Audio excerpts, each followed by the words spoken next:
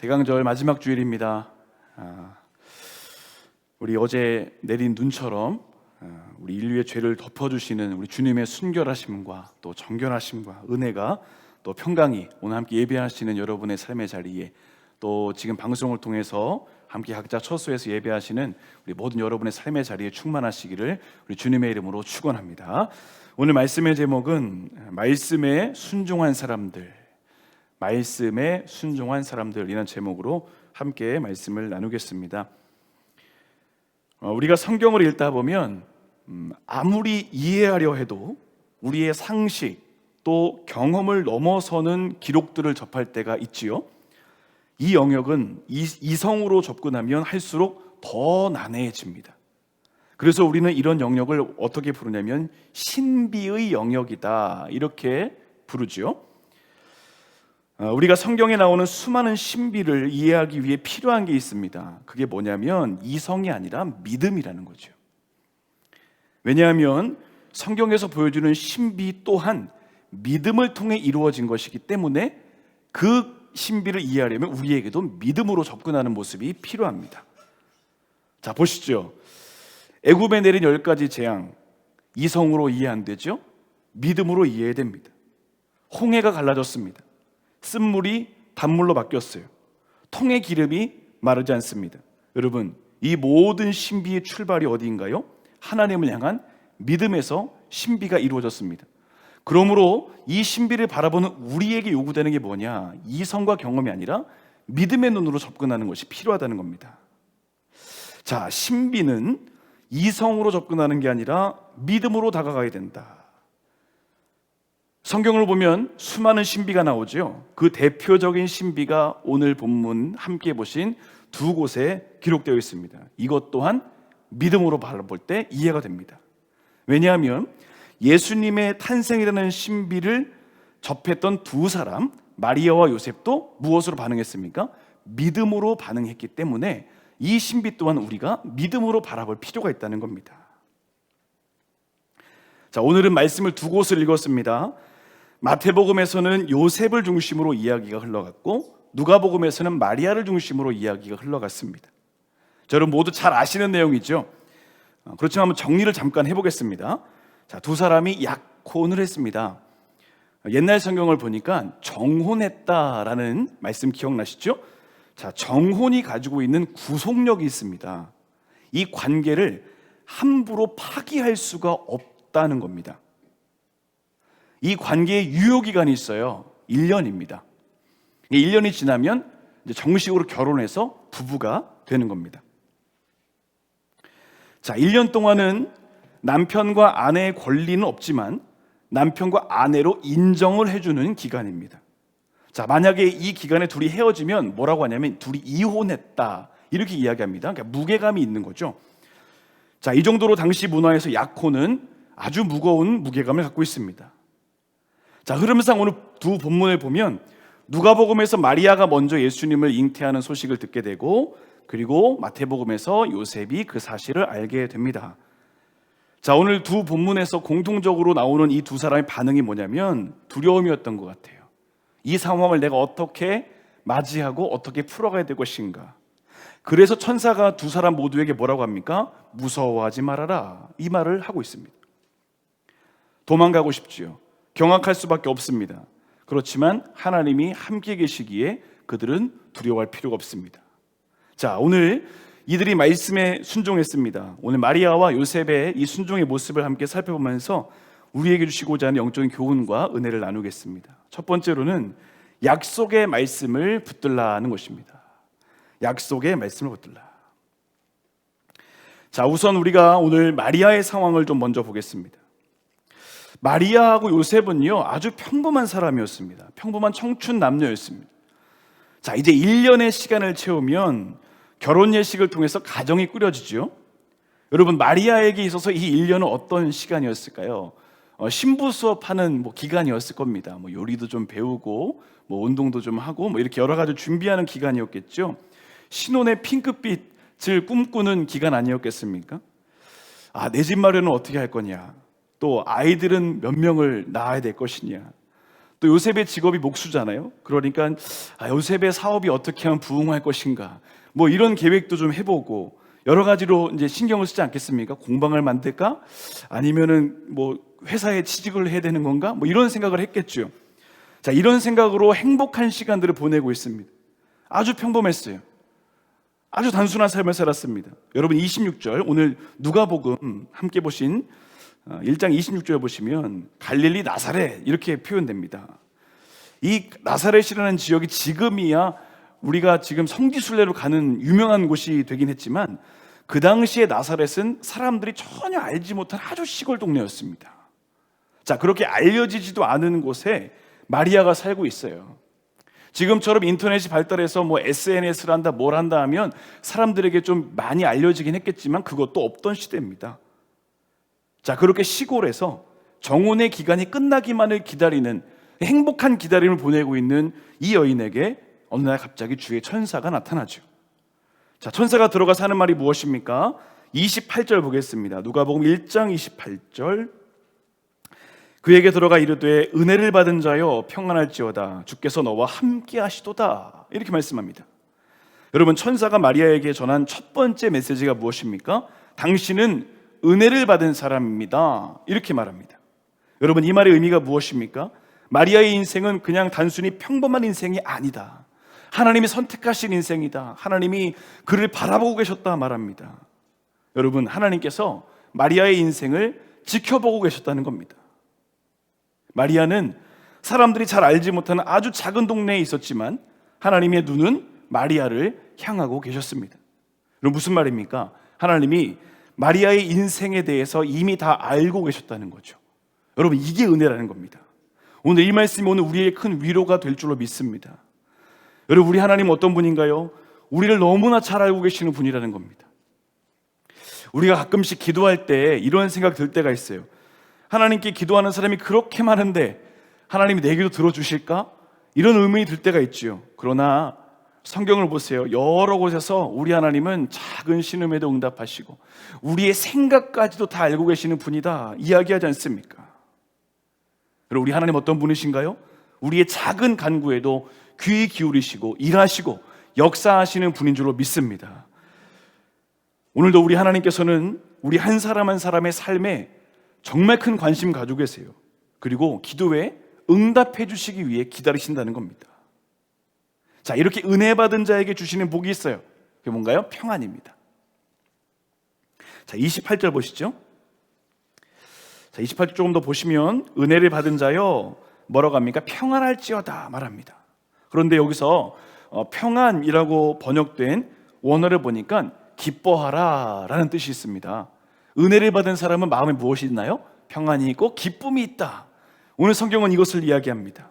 자, 무엇을 기뻐할 것인가? 나같이 시골에 있는 아무도 몰라주는 이곳에 살고 있는 나도 주님이 기억해주고 계시네. 주님이 내 삶을 알고 계시네. 보고 계시네. 여러분, 이것처럼 고마운 일이 어디 있겠습니까? 모든 사람들이 내가 누구인지 알지 못하는 그런 시대 속에서 주님만은 나를 알고 계신다. 누구도 나의 마음을 알아주지 않는데 주님만은 내 마음 알아주신다. 여러분, 이것처럼 큰 기쁨이 어디 있겠습니까? 자, 이어지는 기쁨의 이유가 있어요. 뭔가 봤더니 28절의 후반절 보시면 주께서 너와 함께 하시도다. 주님이 너와 함께 하시는 것 자체가 가장 큰 기쁨이다 이야기합니다. 여러분, 오늘 이 말씀이 우리에게 큰 은혜가 되는 것이 무엇입니까? 우리 주님이 우리와 함께 하시는 것, 이것만으로도 우리에게는 기뻐할 일이 충분하다는 겁니다. 우리 감리교회를 시작하신 존 웨슬리 목사님이 임종하실 때 이런 말을 남기셨지요. 가장 좋은 것은 하나님이 우리와 함께 하십니다. 그 평생을 살아보신 다음에 내린 결론이 가장 좋은 건 하나님과 함께 하는 것이다. 여러분, 지금 우리 인생에서 가장 좋은 게 뭔가요? 단 하나, 하나님이 우리와 함께 하신다. 하나님 우리 가정과 함께 하신다. 하나님이 나의 인생과 함께 하신다. 이것이 가장 복된 인생이 되는 줄로 믿습니다. 자, 이렇게 마리아가 축복의 메시지를 들었습니다. 그런데 천사의 메시지를 들은 마리아가 너무 어리둥절하죠. 뜬금없이 갑자기 찾아와서 이런 이야기를 들으니 얼마나 이상하겠습니까? 자, 그런데 아주 이상한 이야기를 듣고, 자, 31절입니다. 보라, 내가 잉태하여 아들을 낳으리니 그 이름을 예수라 하라. 복된 메시지를 듣는 것이 좋습니다. 감사한 일이죠. 그런데 전혀 예상하지 못한 이야기를 또 듣습니다. 마리아를 통해 메시아가 태어난다. 어리둥절해서 천사에게 묻죠. 이제 나는 요셉과 결혼할 사람인데 무슨 이상한 소리 하십니까? 마리아의 머리가 아주 복잡해집니다. 여러분, 이제부터 마리아가 이제 마주하게 될 현실을 한번 상상해 보시죠. 우선 마리아가 그동안 꿈꿨던 모든 꿈들이 다 산산조각이 납니다.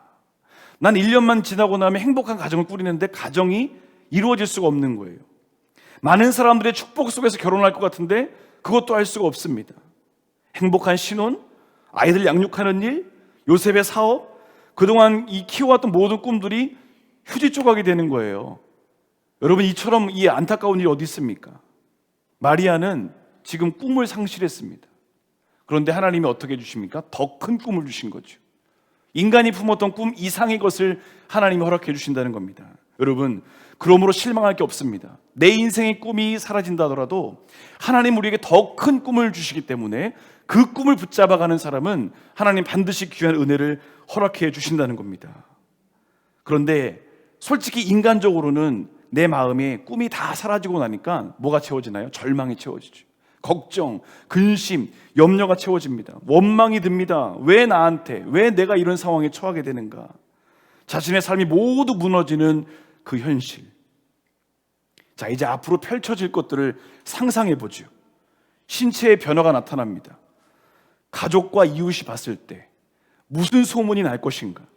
어떻게 반응할 것인가? 그뿐인가요? 요셉에게는 어떻게 이것을 설명해야 될 것인가? 그 당시 율법으로 보면 간음한 여인은 돌에 맞아서 돌로 쳐 죽여도 괜찮다는 법이 있어요. 마리아 마음이 두려움으로 가득합니다. 자, 그럼 마리아에게 그 다음에 선포되는 메시지가 있어요. 그렇게 두려움 가운데 있던 마리아에게 선포가 됩니다. 35절 말씀 보시죠. 자, 우리 35절 말씀, 누가복음 1장 35절 말씀을 함께 읽어보겠습니다. 천사가 대답하여 이르되 성령이 내게 임하시고 지극히 높으신 이의 능력이 너를 덮으시리니 이러므로 나실 바 거룩한 이는 하나님의 아들이라 일컬어지리라. 아멘, 아멘. 여러분, 마리아가 결단한 이유가 무엇인가? 자, 35절과 함께 37절도 보시면 대저 하나님의 모든 말씀은 능하지 못하심이 없느니라. 이 기록된 이 선포를 통해서 마리아가 결단합니다. 나는 목숨 걸고 주님의 사명 감당하겠노라. 여러분, 마리아가 결단할 수 있었던 결정적인 이유가 무엇이냐? 35절의 후반절 보세요. 하나님의 능력이 나를 덮을 것이다. 주님의 능력이 나를 보호해 주실 것이다. 약속을 붙잡습니다. 그의 마음과 생각, 삶의 자리를 하나님의 능력이 보호하시기에 마리아가 순종하지요. 그리고 37절, 하나님의 모든 말씀은 능하지 못함이 없다. 하나님 말씀은 가능하게 하신다. 말씀의 권위를 붙잡으니까 내 목숨도 내어드리며 순종하게 되더라는 것입니다. 여러분, 우리도 가끔씩 마리아처럼 이런 현실을 마주할 때가 있지 않습니까? 삶의 자리에 너무 힘든 일이 있어요. 두려움이 사라지지 않습니다. 이제 인생 어떻게 살아가야 되는가? 삶이 뒤죽박죽되고 고민되고 두려움이 마음에 채워질 때가 있습니다. 자, 그런 상황을 어떻게 이겨낼 것인가? 오늘 본문과 같이 하나님 말씀, 약속의 말씀을 붙잡을 때 넘어설 수 있는 힘을 얻게 되는 겁니다. 하나님의 능력이 나를 덮어주십시오. 주님의 놀라운 능력이 내 삶의 자리에, 우리 가정의 일터에 함께해 주십시오. 이 고백, 이 약속을 붙잡는 믿음이 순종의 걸음으로 나아가게 했던 겁니다. 여러분 지금 어떤 상황 가운데 계시나요? 우리에게 약속 주시는 하나님께서 우리의 삶을 능력으로 보호하시고 붙들고 계시는 줄로 믿습니다. 마리아가 약속의 말씀 붙잡으니까 목숨이 위태로운 상황 속에서도 결단합니다. 자, 38절. 마리아가 이르되 주의 여종이 오니 말씀대로 내게 이루어지이다 하매 천사가 떠나가니라. 여러분, 마리아는 인간적인 꿈이 사라졌지만 주님의 나라가 마음속에 품어지면서 그 꿈이 다시 한번 새롭게 펼쳐지는 귀한 은혜를 경험하게 됩니다. 여러분, 우리가 목숨 걸고 주님을 위해 살 수 있는 이유가 무엇인가요? 하나님의 능력이 나를 덮으셔서, 하나님의 사랑이 나를 덮으셔서 하나님의 손길이 나를 붙드셔서 우리도 매일매일 살아가는 은혜를 누리게 되는 것입니다. 여러분, 낙심과 절망의 상황, 이것을 넘어설 수 있는 힘이 무엇입니까? 오늘 말씀에도 이야기했죠. 하나님의 말씀, 약속을 붙잡는 겁니다. 여러분, 이번 한 주간도 말씀을 통해서 우리를 위로하시는 하나님의 능력을 경험하시며 믿음으로 승리하시기를 우리 주님의 이름으로 축원합니다. 두 번째로는 기도의 자리에서 위로를 받으라 하는 것입니다. 기도의 자리에서 위로를 받으라. 자, 이제 요셉의 상황을 좀 보겠습니다. 마태복음 말씀 펴시고요. 우리 아동부 아이들 몇 주 전에 아동부 예배 드리는데 우리 전사님께서 이 비슷한 본문의 말씀으로 이제 아이들에게 말씀 전하셨어요. 이런 얘기를 들었습니다. 저 뒤에 있는데 어느 날 요셉에게 날벼락 같은 소식이 들렸다는 거예요. 근데 그 소식이 뭐냐? 아이들한테 물어봤죠. 우린 다 알잖아요. 마리아가 임신을 했어요. 근데 이 이야기를 갖고 이제 어떤 아이들은 모르니까 요셉에게 군 입대 영장이 나왔다는 겁니다. 뭐 충분한 상상이죠. 네, 그래서 뭐 이제 말씀을 좀 본 아이들은 죄송해요, 마리아가 바람이 났다. 뭐 이렇게도 이야기하는 아이들도 있고, 뭐 아무튼 다양한 상상을 하더라고요. 자, 근데 여러분 이게 상상이지만 맞는 상황이잖아요. 충분히 정황 증거상 의심할 수밖에 없습니다. 어느 날 요셉이 정말 황당한 상황을 마주하게 됐죠. 자, 오늘 본문 말씀 1장 마태복음 1장 18절 말씀 보시면, 자, 예수 그리스도 아시면 이러하니라. 자, 그의 어머니 마리아가 요셉과 약혼하고 동거하기 전에 뭐라고 합니까? 성령으로 잉태된 것이 나타났다. 여러분, 나타났다는 말의 의미가 뭡니까? 발견되어졌다는 거죠. 지금 몸에 변화가 나타났다는 겁니다. 그걸 깨닫게 된 거예요. 자, 우리는 마리아가 잉태된 사실을 성령의 능력이라고 알고 있지만, 여러분, 이 말씀이 그 현장에서는 요셉에게 어떻게 받아들여지겠습니까? 평상시 마리아가 식성이 좋아가지고 잘 먹으니까 배가 어느 정도 나온 줄 알았는데 이 배가 들어가지 않고 계속 나오는 겁니다. 그게 이상하죠. 의심을 당연히 안 하던 사람이 의심을 하게 됩니다. 여러분, 요셉 역시 5만 가지 생각이 들지 않겠습니까? 마리아에게 느끼는 배신감, 뭘까요? 요셉 역시 함께 꿈꿔왔던 신혼의 꿈, 함께 사라지겠죠. 후회가 밀려옵니다. 도대체 이 일을 가지고 누구와 상의를 해야 될 것인가? 막막합니다. 왜냐하면 마리아의 소식이 누군가에게 전해지게 되면 이게 금방 동네에 퍼지게 되고 마리아의 목숨도 위태로워질 수 있기 때문에 아무와도 이 이야기를 나눌 수가 없습니다. 자, 여러분, 오늘 요셉이 보였던 반응을 보세요. 이 요셉의 모습을 통해서 주는 교훈이 몇 가지가 있는데, 그 하나, 하나님의 사랑은 허물을 덮어준다는 겁니다. 요셉이 어떤 사람인가를 잘 보십시오. 19절입니다. 그의 남편 요셉은 의로운 사람이라 그를 드러내지 아니하고 가만히 끊고자 하여. 그가 선택을 하는데 조용한 선택을 합니다. 마리아의 소식을 접한 요셉에게 두 가지의 선택지가 있죠. 하나는 공개적으로 이 일을 처리하자, 이것과 조용히 처리하자, 이혼 증서를 써서 주는 것으로 이 일을 끝내는 겁니다. 여러분, 요셉이 선택한 방법은 두 번째 거죠. 요셉은 마리아를 진정으로 사랑했습니다. 그래서 어떤 이유든 마리아가 상처를 덜 받는 방법을 선택한 거죠. 여러분, 오늘 요셉의 모습이 우리에게 전하는 메시지가 있습니다. 이제 공동체 안에서, 가정도 그렇고요, 공동체 안에서 누군가의 허물을 봤어요. 연약한 모습을 봤어요. 과연 우리는 어떻게 반응할 것인가? 이것을 지금 묻고 있습니다. 여러분, 요즘 우리 사회를 좀 잠시 돌아보시죠. 누군가의 허물이 밝혀지기만 하면, 연약함이 들춰지기만 하면 이걸 더 드러내려 합니다. 그리고 그것을 이용해서 자기 실력으로 승부하기보다는 누구의 약점을 이용해서 내가 더 도약하려고 하는 모습들이 너무나 많죠.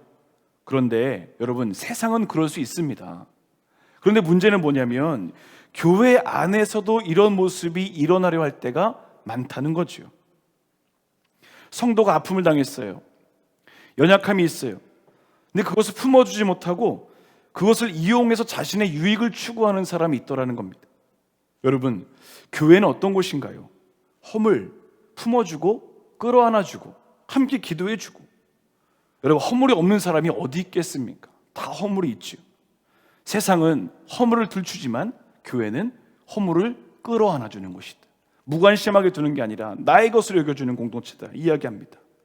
여러분, 저는 기도합니다. 우리 교회가 진정으로 허물을 덮어주고 이해해주고 사랑해주는 공동체, 하나님 정말 예수님의 사랑으로 하나 되는 공동체 되게 인도해 주십시오.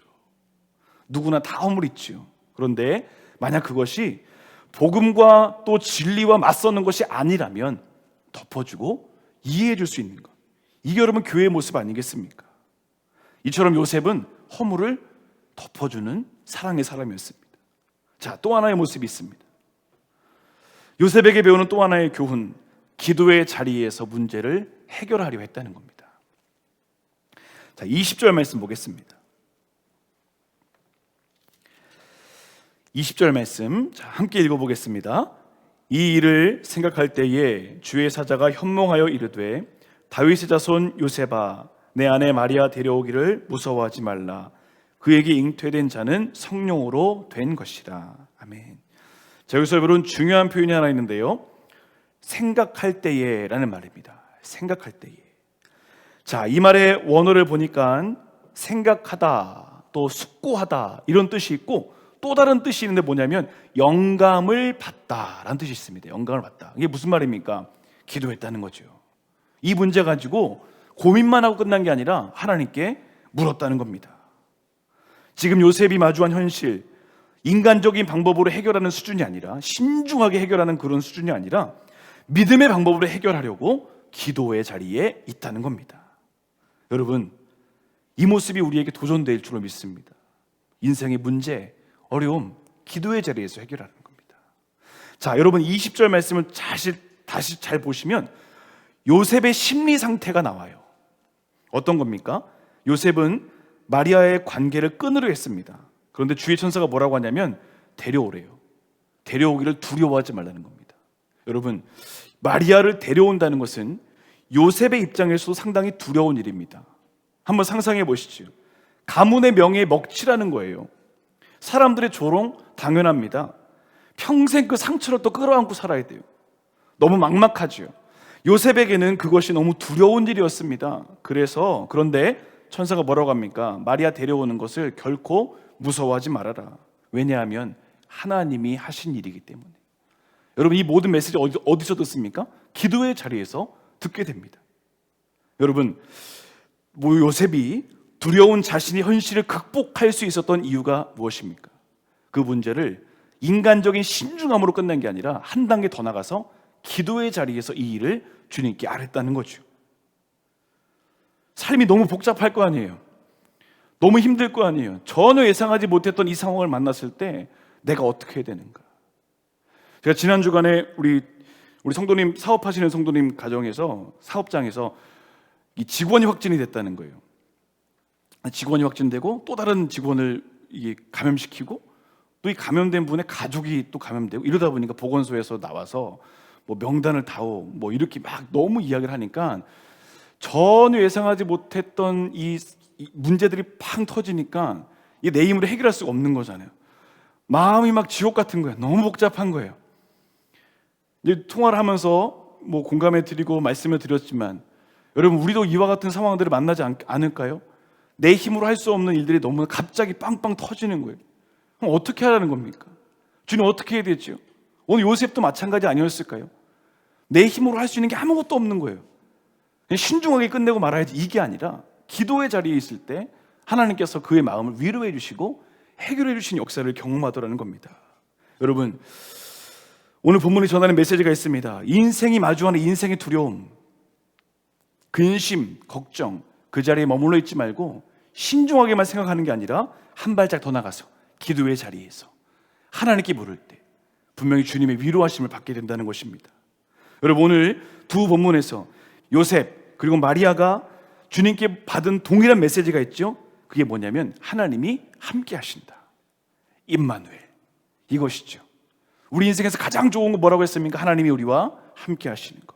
여러분, 말씀에 순종하는 인생의 특징이 무엇입니까? 하나님이 그들에게 임마누엘 하신다는 겁니다. 여러분, 우리의 가정의 일터에 또 자녀와 자녀손 가운데 이 임마누엘의 은혜가 함께 하시기를 주님의 이름으로 축복합니다. 세상 없어도요, 주님이 나와 함께 계시면 그것만으로도 나에게 가장 큰 행복과 축복이 되는 것입니다. 성탄의 계절입니다. 임마누엘의 주님께서 우리가 처한 막막한 현실, 답답한 상황, 절망과 낙심을 주는 그 문제에서도 우리에게 능력을 전해주시고 은혜를 충만하게 부어주시는 하나님 역사를 경험하게 될 줄로 믿습니다. 여러분, 지금 어느 상황 가운데 계신가요? 너무 절망적이세요? 답답하십니까? 고통의 시간을 보내고 계십니까? 말씀의 능력을 의지하는 사람은, 또 기도의 자리에 서는 사람은 하나님께서 반드시 내가 너와 함께 할 것이야, 내가 너를 덮을 것이야, 주의 성령으로 인도하실 것이야 라고 하는 귀한 영적인 위로를 받게 되는 것이고, 우리에게 힘과 능력과 용기를 허락해 주시게 되는 줄로 믿습니다. 여러분, 이제 대강절 마지막 주일 한 주간을 또 보내게 될 터인데, 우리가 지나가는 이 상황들이 너무나 힘들고 어렵지만 주님이 우리와 함께 하시면, 우리 가정과 함께 하시면, 일터와 공동체에 함께 하시면 반드시 위로하시고 소망 주시는 주님의 일하심을 경험하게 될 줄로 믿으시고, 이 한 주간도 말씀과 기도의 삶을 통해서 경건함 가운데 승리하는 복된 삶이 되시기를 우리 주님의 이름으로 간절히 축원합니다. 함께 기도하겠습니다.